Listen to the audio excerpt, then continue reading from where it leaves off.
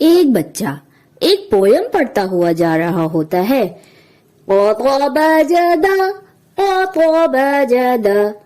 تو اس کے پاس سے ایک دوسرا بچہ جا رہا ہوتا ہے.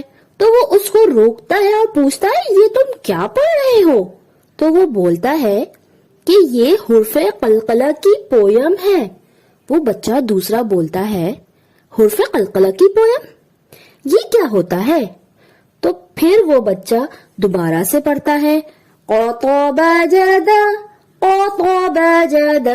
تو دوسرا بچہ بولتا ہے اس کا مطلب کیا ہے؟ تو پہلا بچہ اس کو بتاتا ہے اس کا مطلب ہے حرف قلقلہ.